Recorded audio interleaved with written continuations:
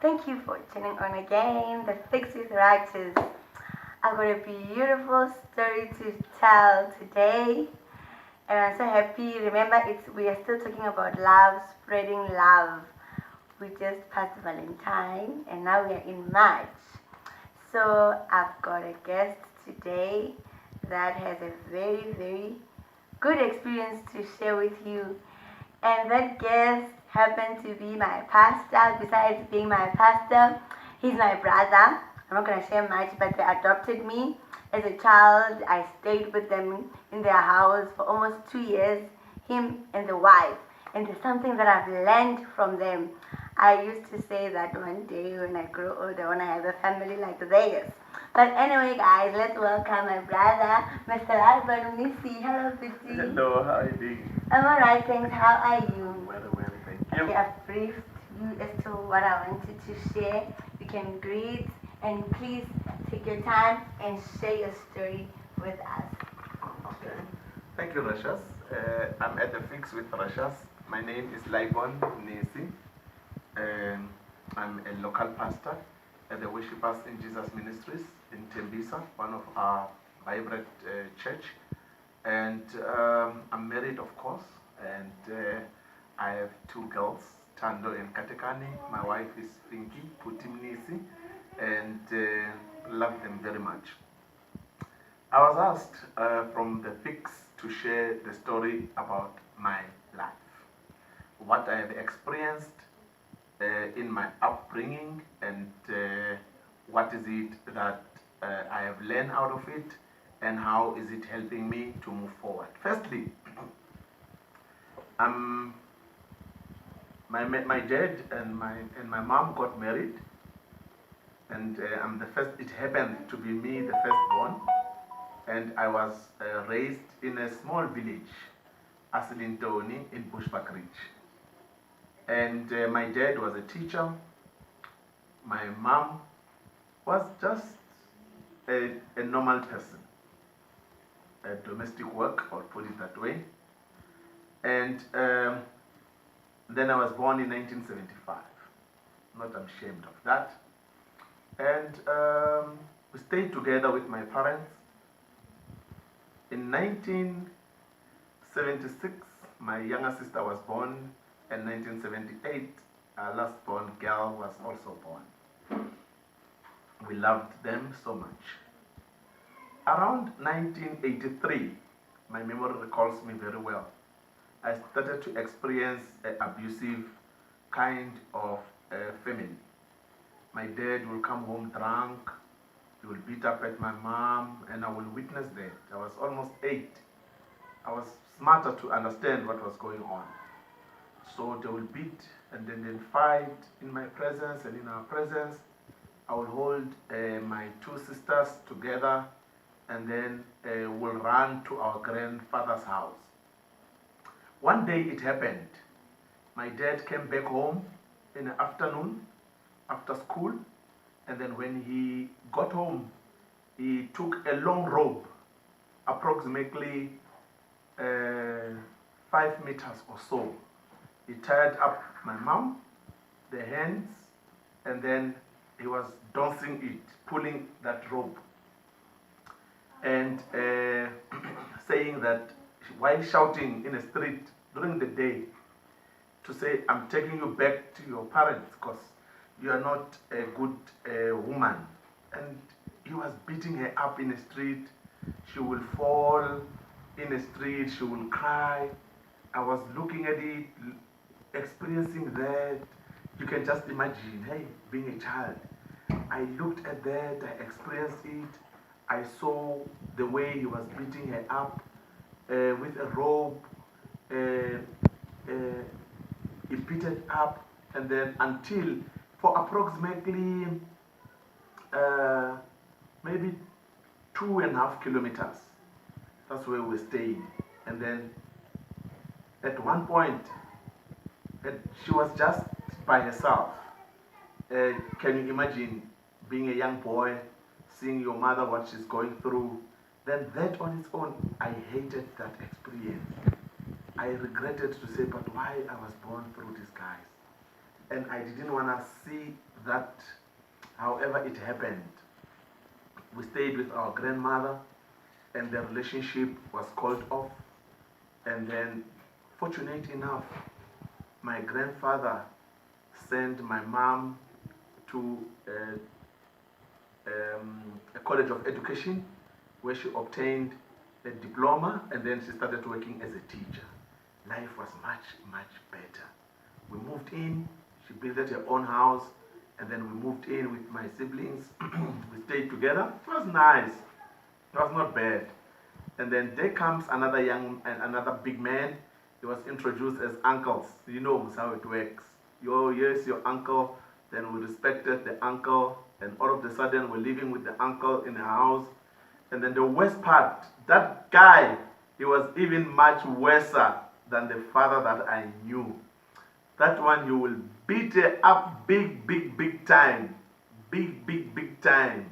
And one day, as we're sleeping, I could feel something as they were fighting. And then when I look, I was having my room. I was very fortunate anyway. I was having my room, sleeping in my smaller bed. And then the next second, when I woke up, I could feel that, oh, my mom, she's behind me. Then I asked, Mama, what's going on? She said, shh, don't talk too much. Don't make too much noise. Your father, if he can hear me that I'm here, I'm dead. Then since that day, I tried my best to protect her. I said, it's not going to kill you today.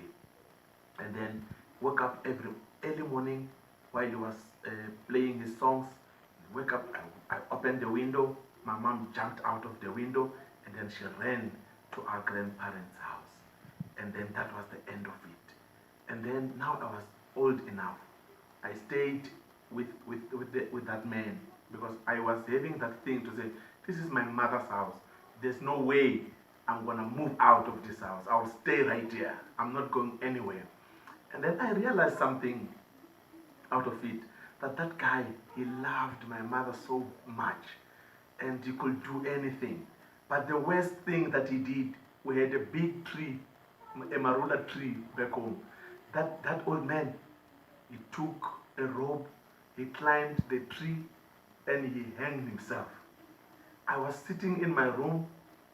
I don't know what told me to open up the window, the curtain, to check outside. As I opened, I saw a man in a tree on a rope in his neck. I went to the kitchen quickly, grabbed up the knife, and then I cut that rope. And then he fell down. Called the neighbors. They called an ambulance. He came, and then he was alive. After 7 days, he came back home from hospital. Then he was okay. I stayed with him, was cooking for him, and I hated that kind of a scenario and a scene. Then the other day, I was walking with my friends. We went to my friend's aunt, and when we got there, the aunt was so excited to see his brother's son. And then when he looked at me, he said, and you, what are you doing here? Yeah, I felt so bad about that. Why is this guy telling me that I've got so many fathers? Is this necessary? It killed me. It destroyed my confidence. It destroyed the way I was doing things. Anyway, we moved on. One day, I was in standard 7, which is grade 9, I think. At grade 9, I was a naughty child. I was trying to hide too much things. Naughty child, talking too much so that people cannot see what's going on about my life, because I didn't want to express the way I felt. While we were in class, this guy, I was making noise, making jokes, we were funny, we were laughing. Then this guy stood up in the presence of everyone in the class. Can you imagine that? He said, hey you, Lybon, sit down. You of many fathers. Yeah, that guy, he created big problem for me. That year, I remember I failed. I couldn't cope because now everyone else was aware of what was happening with my life. I didn't manage. I failed my grade 9, and then the whole class, we moved to grade 10. I remained at grade 9 with new colleagues and new classmates, and then life started to be better. But I grew up with that kind of a thing. Whenever I will meet my biological father in the street, I will make a U-turn. Whenever he's using street A, I will ensure that I go to street B. I didn't want to greet him. I didn't want to meet him. The way I hated him so much with passion because he didn't do justice to me. Cutting the story short, I was 18 now when I accepted Christ as my Lord and my Savior. I've been through a lot in all those years. At the age of 18, I opened up to my pastor. Then I started to share with him how I was feeling, how difficult it was for me, my upbringing. And then I explained to him how I am hurting. And he taught me about the love. I didn't understand why God is a man, he should be a woman at that moment. Because I felt like my mother was more caring than my father. And now this guy, the pastor, is telling me that God is your father. I said, no, but fathers are not good people. They've abused me big time. They've hated my mom. I've got scars at my back. So how can you tell me your God is my father? I didn't understand that until I was brought into understanding. And thank God about that, because it comes with maturity to understand that God is God. Then he taught me about forgiveness. And then I remember the first day after having learned about the lesson, I cried. I don't want to make a mistake. I cried so much trying to forgive my dad. It was so difficult. Then I went back to him. I said, Papa, I just want to let you know that I love you. And then he embraced me. That day he gave me $500 just to say thank you. Then I felt much better. I didn't even know what to do with that money because I needed nothing out of him because I was okay. However, I accepted it and I spent it with for my siblings, most of it. And then fast forward, I went through varsity, and then it was not easy, guys. It was very tough. Knowing that you have got your father who's a teacher, can you imagine that? And then here you are all by yourself. Sometimes it's hard, you don't have nothing to eat. But nonetheless, God was so merciful to me. We managed to complete together with my siblings. And then I decided now I want to get married. That's when the true story started. When I got married on my wedding day, I was happy, I was excited. I invited my dad because to me, we have no beef anyway. Because I went to say, I'm very sorry. It was very nice. But surprise, surprise, my dad didn't even come to attend my wedding. And I stood up while I was giving a speech to say I invited my father. He didn't attend my wedding. But fortunate enough, my stepdad was there. I was excited that my stepfather was there, my pastor was there, my mother was there. They were happy for me, I was happy for myself, and then I got married. I even reminded the entire people who attended the wedding that don't ever say words that can able to hurt someone else. I reminded that mama who told me, you, of many fathers, I reminded her to say, you remember that day you told me this? I made up a decision. I want to get married. I got married because I loved to be married. And number two, the reason that I've made up my mind that there is no way I will ever abuse my wife. The reason I hated that is because I've seen the way my mother was abused.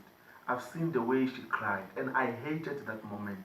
And then I've decided, you know what, come what may come in my life, I will never, ever, never, ever abuse, whether it's emotionally abuse, whether it's physically abuse or otherwise. I told myself, never, ever, I will never do that. And I met my girl at that moment, my wife. She was very young, I was very young, energetic. And the most important thing that I had in my mind was that let us love each other, because life is too short to be worried, life is too short to abuse each other, life is too short, and then we're focusing on the negatives instead of the positive. Ever since then, 2003, in April, 26, I think, we got married. And today is 2020, and we are getting there. We are having fun. I'm very happy. I'm fulfilled. I'm satisfied. I'm content. And I'm happy. Life is good, and that it has taught me big time never ever to lay a hand upon my wife. And I have never, I mean real never. The reason why I hated to do it is because the way I was raised, and I note that is not right. I should have chosen to be alcoholic. I should have chosen to be abusive. I will have good reason. Even the community will understand that no, he learned from his father, and it is like father, like son. But I decided to know what this I'm not gonna do because number one, I was raised by an alcoholic. Number two, I was raised by a father who was very abusive. So I told myself, because of these two, I will never ever try to do that. So I encourage every one of you out there. I know there are too many stories that you can share, the way you have been raised, the way things are happening. I know how hard it is, but believe you me, trust God and tell yourself, do the right thing, and then you will be okay. That's basically Before the end you of. can finish. Oh, okay.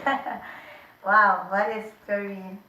Okay, guys, before we can finish this beautiful testimony, I want to introduce the beautiful wife.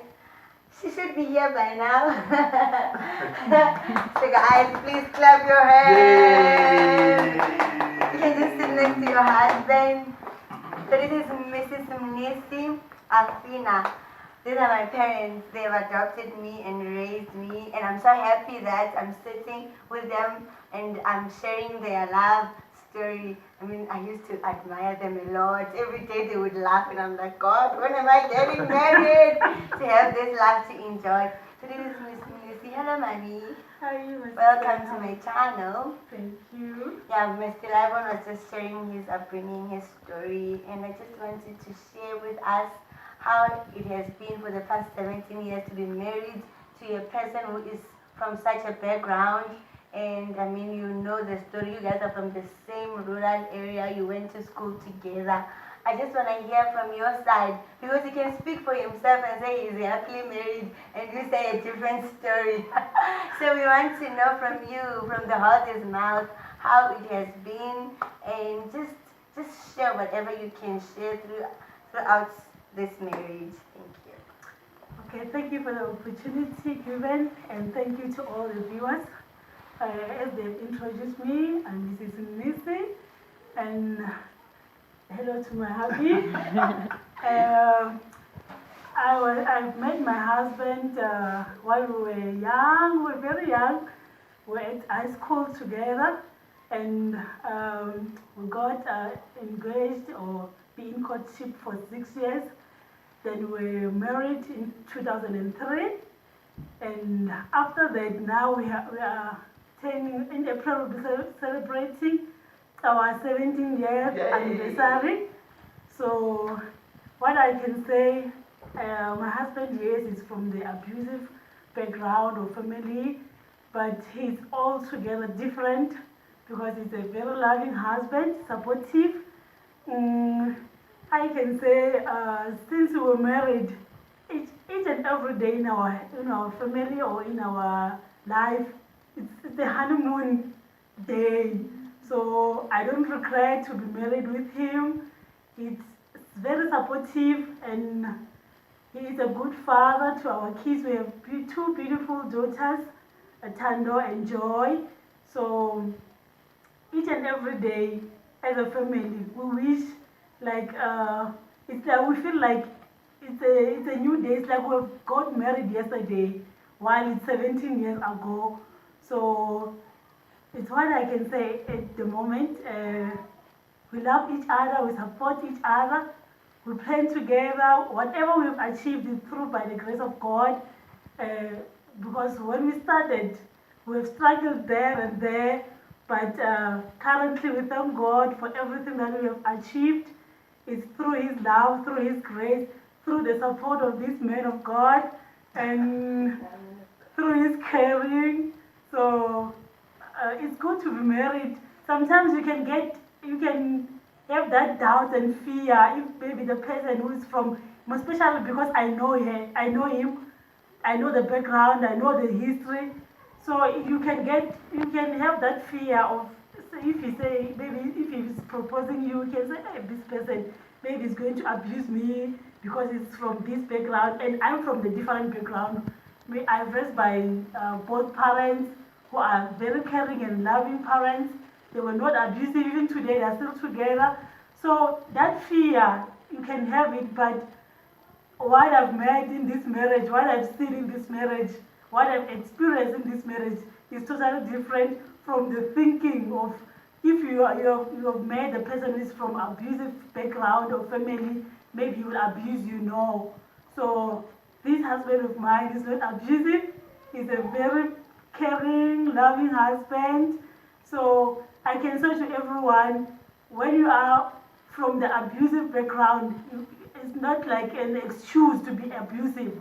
It's not like you have to think about that because I'm doing this because I'm from this background. No, it's not like that. It's not an excuse, but it's how you pursue things, how you have learned. How in marriage, it's all about the decision that a person made. So you can live any kind of life that you want to live in your marriage, depending on if you want to live a good marriage.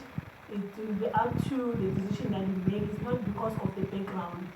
So it will be my conclusion that let the people outside there don't be afraid to be married and don't make the wrong decision because of the background or because of what the kind of situation you've raised upon it. Then just live your life and try to be a better person, a better parent, a better husband, and a better wife for the upcoming generation. I can say to my husband, he will conclude the rest. Thank you.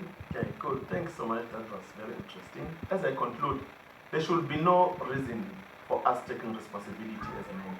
There is no reason for us to justify that I am abusive because I was raised by an abusive parent, or I'm abusive because my neighbor was always abusive. You can't really like that. You can't really enjoy seeing your daughter crying. You can't really like it seeing your real son being treated so badly. So it goes both ways. I'll say responsibility lies with personal management. Manage yourself, know what you want in life, know what you need in life. Let's make marriage is a beautiful thing, guys and ladies. Don't be afraid. Don't even look at what's coming up. All what you can take it in both hands, make it work, put God first, trust in your leadership, trust in your skills, trust in your abilities, look at how accountability can be, and then above all, trust God.